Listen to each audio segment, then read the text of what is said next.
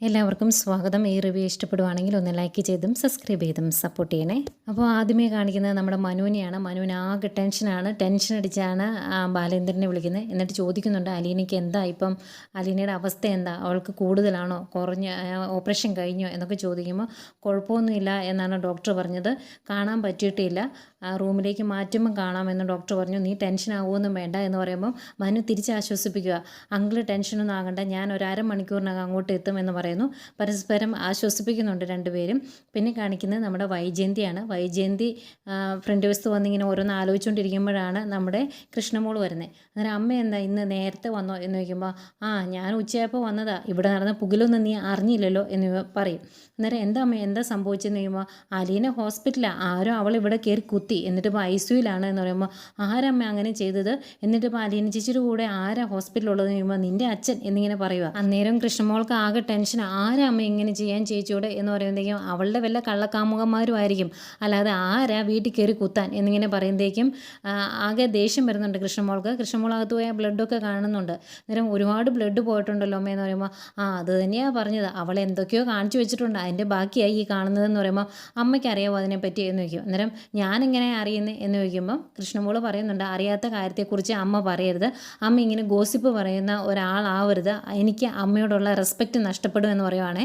അന്നേരം വൈജയന്തി ഞാൻ എന്താടി തെറ്റായിട്ട് വരുന്നെങ്കിലും പറഞ്ഞോ എന്ന് ചോദിക്കും. അന്നേരം ഒന്നുമില്ല എന്നിങ്ങനെ പറയുവാണ്. അതായത് കളയാക്കി പറയുന്ന രീതിയിൽ പറയുവാണ് കൃഷ്ണമോൾ. അന്നേരം കൃഷ്ണമോൾ പിന്നെയും ചോദിക്കുന്നുണ്ട് അമ്മ വിളിച്ച് അന്വേഷിച്ചോ അച്ഛനോട്, ഒന്ന് അന്വേഷിക്കാൻ മേലായിരുന്നു ചോദിക്കുമ്പോൾ പിന്നെ എന്നെക്കൊണ്ടെങ്കിലും പറ്റില്ല എന്ന് പറയുമ്പോൾ അമ്മ ഉത്തരവാദിത്വമുള്ള ഒരു വീട്ടമ്മ ഇങ്ങനെയല്ല ചെയ്യേണ്ടത് എന്നിങ്ങനെ പറയുക കേട്ടോ. അന്നേരം ഞാൻ എന്ത് ചെയ്തെന്നടി ഈ പറയുന്നതെന്ന് ചോദിക്കുമ്പോൾ ഒന്നുമില്ല എന്ന് പറഞ്ഞിട്ട് കൃഷ്ണമോൾ അകത്തേക്ക് പോകുന്നു. കൃഷ്ണമോൾക്ക് ഒട്ടും അങ്ങ് ഇഷ്ടപ്പെടുന്നില്ല വൈജയന്തിയുടെ ഈ ഒരു ആറ്റിറ്റ്യൂഡ്. അതുപോലെ ഹരിയും രോഹിത്തിനെയും കാണിക്കുന്നുണ്ട്. രണ്ടുപേർക്കും നല്ല ടെൻഷനാണ്. പുറത്ത് എവിടെയോ പോയി ഒരു ആറിൻ്റെ തീരത്തിരുന്ന് സംസാരിക്കുക. ടെൻഷൻ കാരണം രോഹിത്തിന് ഒരു രക്ഷയില്ല. ഹോസ്പിറ്റലിൽ എന്തൊക്കെയാണ് നടന്നത് എന്നൊന്ന് അറിയണമല്ലോ.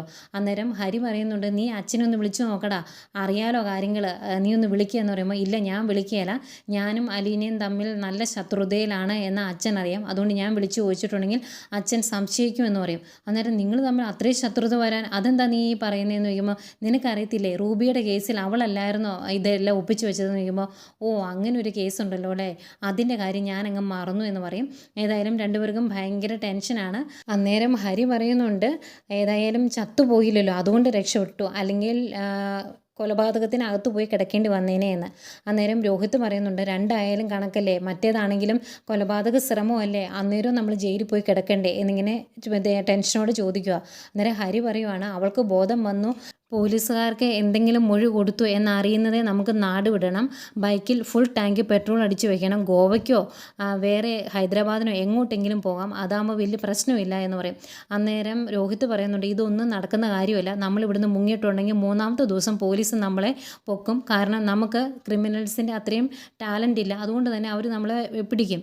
പിന്നെ ഇവിടുന്ന് പെട്രോൾ അടിച്ച് പോയിട്ടുണ്ടെങ്കിൽ പെട്രോൾ മാത്രം പോരല്ലോ, ജീവിക്കാൻ വേറെയും പൈസ വേണ്ടേ എന്ന് വയ്ക്കുമ്പം ഹരി പറയുവാണ് വീട്ടിൽ പോയി അമ്മയുടെ അലമാരി കുത്തി തുറക്കാമെന്ന്. അന്നേരം രോഹിത്ത് പറയുന്നുണ്ട് അതൊന്നും ശരിയാകുകയില്ല എന്ന്. പിന്നീട് നമ്മുടെ മനുവിനെയാണ് കാണിക്കുന്നത്. മനു നല്ല ടെൻഷനിലാണ്. മനു ഹോസ്പിറ്റലിലേക്ക് ചെല്ലുന്നു. അന്നേരം ബാലേന്ദ്രനെ കാണുന്നു. ബാലേന്ദ്രനോട് ചോദിക്കുന്നുണ്ട് അങ്കിളെ എന്തായി എന്ന്.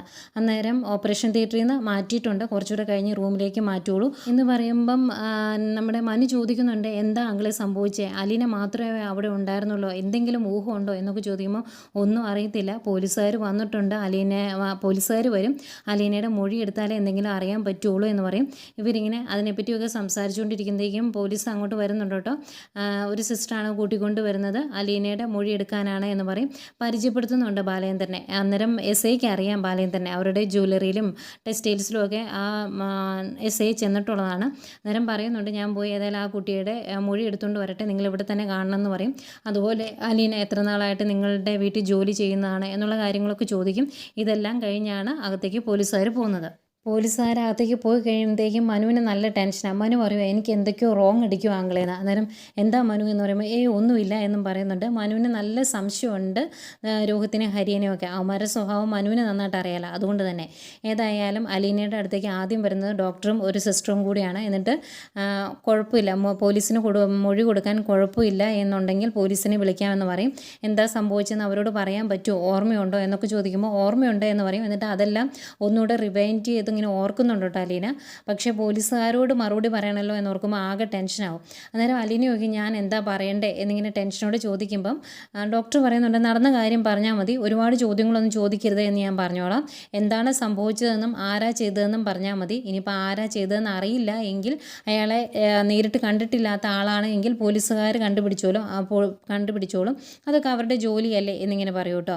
അന്നേരം ഇങ്ങനെ കുറച്ച് നേരം ഇങ്ങനെ ആലോചിച്ചിരിക്കും അലീന. എന്നിട്ട് പോലീസുകാരോട് വന്നോളാം പറയും.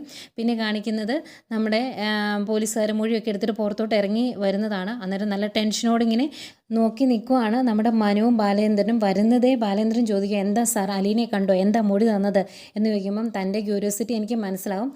നമ്മൾ ഉദ്ദേശിച്ച പോലെ ഒന്നും അല്ല നടന്നത്, അത് ആ കുട്ടിക്ക് പറ്റിയൊരു കയ്യബദ്ധമാണ്. കസേര കയറി നിന്ന് കർട്ടനിൽ കിടന്ന നൂല് വെട്ടിക്കളയാൻ വേണ്ടി കത്രിക കൊണ്ട് വെട്ടിക്കൊണ്ട് നിൽക്കുമായിരുന്നു. അന്നേരം കസേര മറിഞ്ഞു പോയി, കയ്യിലിരുന്ന കത്രിക വയറിന് കുത്തിക്കയറി, അതാണ് സംഭവം എന്ന് പറയുമ്പോൾ അതൊന്നും വിശ്വസിക്കാൻ പറ്റുന്നില്ല മനുവിന്. അന്നേരം മനു അങ്ങനെയാണോ സംഭവിച്ചതെന്ന് ചോദിക്കുമ്പോൾ അതാണ് സംഭവിച്ചത്. ഇനിയിപ്പോൾ പോലീസിൻ്റെ ഭാഗത്തുനിന്നുള്ള കാര്യങ്ങളൊക്കെ കഴിഞ്ഞു, ആർക്കെങ്കിലും പരാതി ഉണ്ടെങ്കിൽ ഇനി നമുക്ക് കാര്യങ്ങൾ മുന്നോട്ട് കൊണ്ടുപോകാനുള്ളൂ എന്ന് പറയുമ്പോൾ വേറെ സാധ്യതകളൊന്നും ഇല്ലേ എന്ന് മനു ചോദിക്കുക. അന്നേരം എന്താണ് വേറെ സാധ്യത, നമ്മൾ നഖം വെട്ടി മുറിഞ്ഞതിന് കേസ് എടുക്കാൻ പറ്റുമോ, അത്രയേ ഉള്ളൂ എന്ന് പറഞ്ഞിട്ട് അവരങ്ങ് പോകട്ടോ.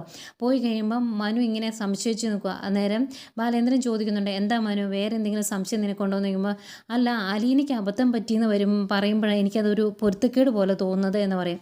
അന്നേരം ചെറിയൊരു സംശയം ബാലേന്ദ്രനും വരുന്നുണ്ട്. പിന്നെ കാണിക്കുന്നത് ഹരിയനും രോഹിത്തിനെയാണ്. ഇവർ ടെൻഷൻ അടിച്ച് വീട്ടിൽ പോകാതെ ഇങ്ങനെ നിൽക്കുക. അന്നേരം രോഹിത്ത് പറയുവാണ് ഒന്ന് നീ എൻ്റെ അമ്മയെ വിളിച്ചു നോക്കുക, അപ്പോൾ കാര്യങ്ങൾ അറിയാമെന്ന്. അതുകൊണ്ട് ഹരി നേരെ വൈജയന്തി വിളിക്കുന്നു. എന്നിട്ട് ഈ വിഷയ കാര്യങ്ങളൊക്കെ ചോദിക്കുന്നു.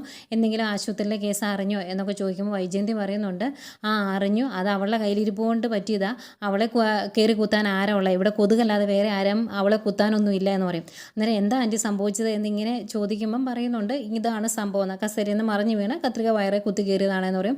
അതൊക്കെ അമ്മമാർക്ക് ഭയങ്കര സന്തോഷമായി. എന്നിട്ട് ചോദിക്കും ഓ അതായിരുന്നു ആ കാര്യം, ഞാൻ വേറെ എന്തൊക്കെയോ ചിന്തിച്ചു എന്ന് പറയുമ്പോൾ നീ എന്താ വേറെ ചിന്തിച്ച് എനിക്ക് മനസ്സിലായില്ല എന്നിങ്ങനെ വൈജയന്തി പറയുമ്പം അല്ല വല്ല കള്ളന്മാരും കയറി മോഷ്ടിക്കാൻ ശ്രമിച്ചപ്പം അവൾ തടയുകയും അതിൻ്റെ പേരിൽ അയാൾ കുത്തുകയും ചെയ്തു എന്നാണ് ഞാൻ ഉദ്ദേശിച്ചതെന്ന് പറയുമ്പോൾ എന്നാൽ നീ ഒരുപാട് അങ്ങ് ഉദ്ദേശിക്കേണ്ട, പോലീസിനോട് അവൾ പറഞ്ഞ മൊഴിയാണ് ഞാൻ പറഞ്ഞത് എന്ന് പറയും. എന്നിട്ട് നീ രോഹിത്തിനെ കണ്ടോ എന്ന് ചോദിക്കുമ്പോൾ ഇല്ല ഞാൻ അവനെ ഇപ്പോൾ കാണാറേ ഇല്ല, അവനുമായിട്ട് ഞാൻ ഇപ്പോൾ വലിയ ഫ്രണ്ട്ഷിപ്പൊന്നുമില്ല, കാരണം ഞാൻ കാരണമാണ് അവൻ ചീത്തയായി പോകുന്നതെന്ന് പലരും പറഞ്ഞില്ല, അതുകൊണ്ടാണെന്ന് പറയുമ്പം ഞാൻ പറഞ്ഞായിരുന്നോ എന്ന് ചോദിക്കും. അന്നേരം ഓ എനിക്ക് എല്ലാവരുടെയും മനസ്സിലിട്ട് പറയാം എന്ന് പറയും. അന്നേരം വൈജയന്തി ചോദിക്കുന്നുണ്ട് നീ ഇന്ന് അവനെ കണ്ടോ, അവൻ ഇതുവരെ വന്നില്ല എന്ന് പറയുമ്പം രോഹിത്ത് ചെവി പറഞ്ഞു കൊടുക്കുകയാണ് ഫുട്ബോൾ മാച്ചിന് പോയതാണെന്ന് പറയാൻ. അത് പറയും ഹരി. അന്നേരം ഓ അതിന് പോയതാണ്, എന്നിട്ട് ഞാൻ വിളിച്ചിട്ട് അവൻ ഫോൺ എടുത്തില്ലല്ലോ എന്ന് പറയുമ്പോൾ അതെനിക്ക് അറിയത്തില്ല, ഞാൻ വിളിക്കാറില്ലല്ലോ എന്നിങ്ങനെ പറയുവാണേ. എന്നിട്ട് നീ ഒന്ന് വിളിച്ച് നോക്കണേ എന്ന് പറയും. വിളിക്കാമെന്ന് പറഞ്ഞ് ഫോൺ വയ്ക്കുന്നു. അത് കഴിഞ്ഞ് രണ്ടുപേർക്കും ഭയങ്കര സന്തോഷമാണ്. അന്നേരം രോഹിത്ത് പറയുവാണ് ടെൻഷനടിച്ച് ആ ടെൻഷൻ കൊണ്ട് ഒരു 10 വർഷത്തെ ആയുസ് അങ്ങ് കുറഞ്ഞു പോയി, ആ ഒരു അവസ്ഥയിലായിരുന്നു എന്ന്. ഏതായാലും രണ്ടുപേർക്കും സമാധാനമാകുന്നു. രണ്ടുപേരും വീട്ടിലേക്ക് പോകാൻ തീരുമാനിക്കുന്നു. പോയിട്ട് വിളിക്കണം എന്നൊക്കെ പറഞ്ഞ് അവരവിടുന്ന് പിരിയും. അത്രയായിരുന്നു ഇന്നത്തെ എപ്പിസോഡ്. പിന്നെ പ്രൊമോ കാണിക്കുന്നുണ്ട് അവന്മാർ ക്യാപ്സൂള് എടുത്ത ആ കവറുണ്ടല്ലോ അതൊക്കെ നമ്മുടെ കൃഷ്ണമോളെ കണ്ടുപിടിക്കുന്നുണ്ട്. അവർക്ക് ചെറിയ സംശയങ്ങളൊക്കെ തോന്നുന്നുണ്ട്. അത് കഴിഞ്ഞ് വീട്ടിലോട്ട് വരുന്ന രോഹിത്തിനോട് കൃഷ്ണമോള് ചോദിക്കുന്നുണ്ട് ഇന്ന് ക്ലാസ് കട്ട് ചെയ്ത് ചേട്ടൻ വീട്ടിൽ വന്നായിരുന്നു എന്ന്. അവനൊന്ന് പേടിക്കുന്നുണ്ട് കേട്ടോ. ഇല്ല എന്ന് പറഞ്ഞാൽ തട്ടിക്കയറിയിട്ട് മിക്കവാറും റൂമിൽ പോയി കാണും.